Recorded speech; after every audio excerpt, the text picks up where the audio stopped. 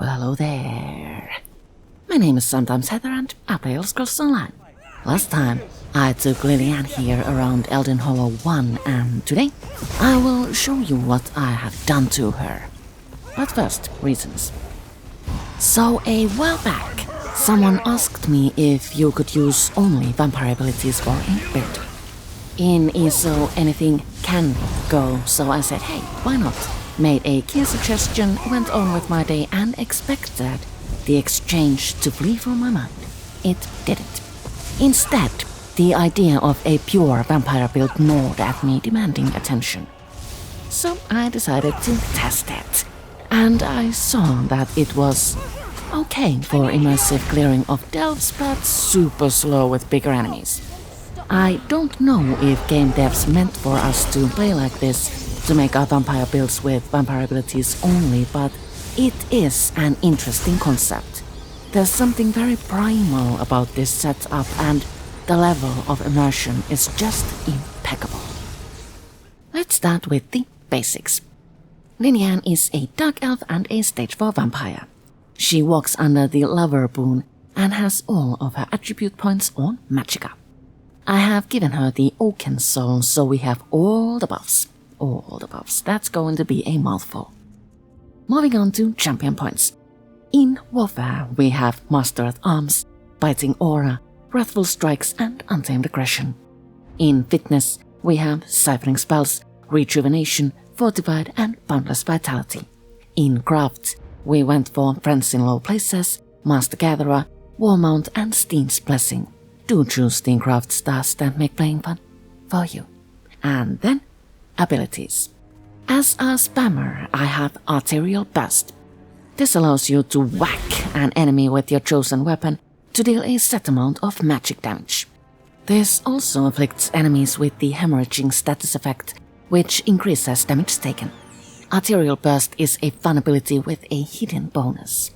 This does more damage as your health drops, and when your health is under 50%, this will always be a critical strike. Whack.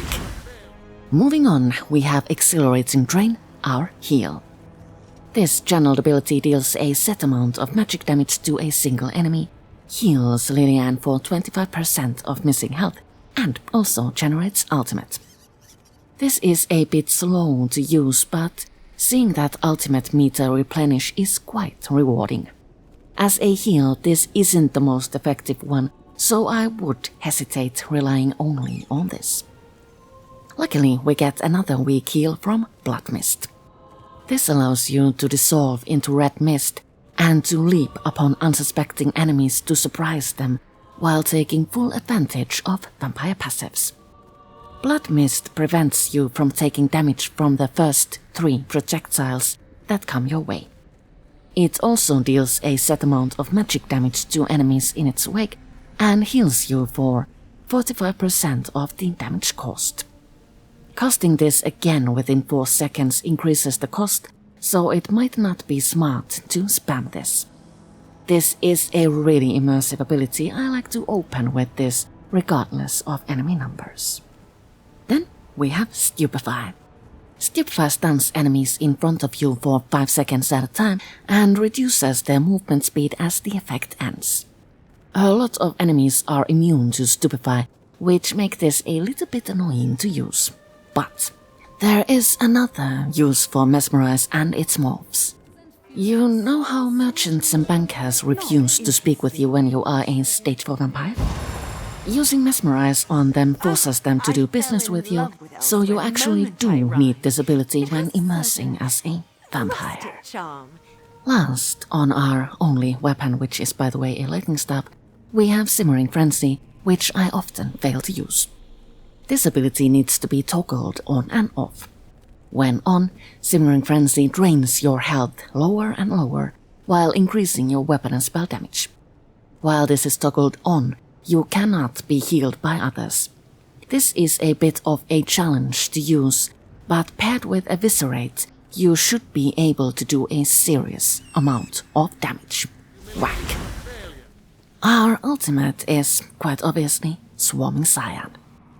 This turns you into a giant vampire lord, heals you instantly, allows you to see enemies through walls and summons a swarm of bats to tear at the flesh of those who threaten you.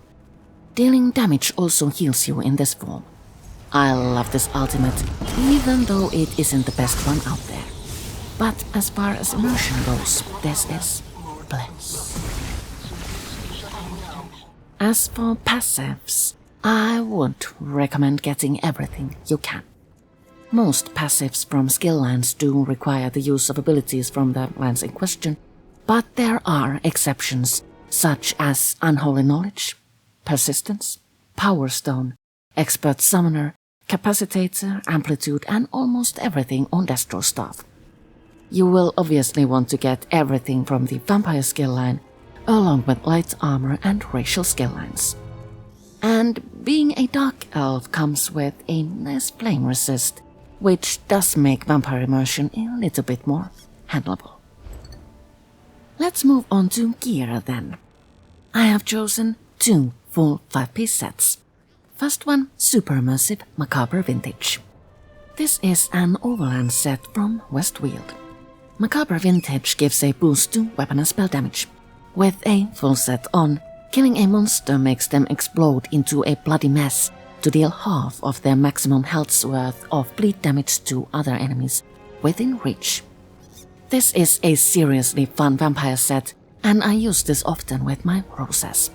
I have 1 weapon, necklace, ring, and pauldron from this set. For our second full 5-piece set, I chose a craftable set from the base game. Vampire's Kiss gives a boost to maximum magicka, maximum stamina, and weapon and spell power.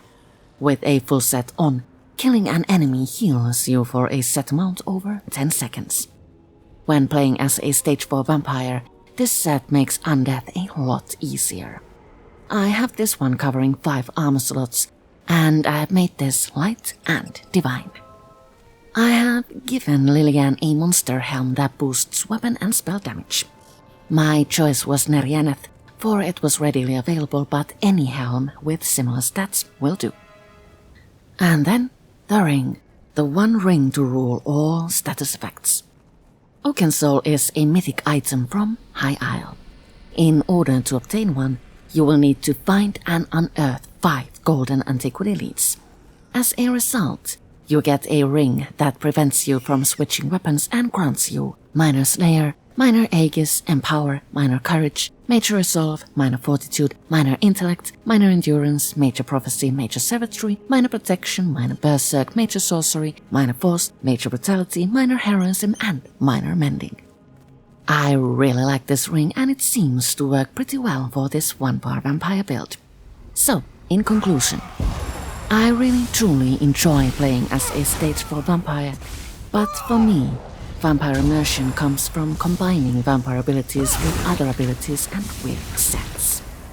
Through mixing and matching both active and passive abilities, you can maximize weapon and spell power better than by just using vampire abilities. Using abilities from class skill lines gives more variety and personality to vampire builds, and also helps tackle bigger and badder enemies. This build is a bit rough around the edges for the lack of better word, but it does work for overland content and questing.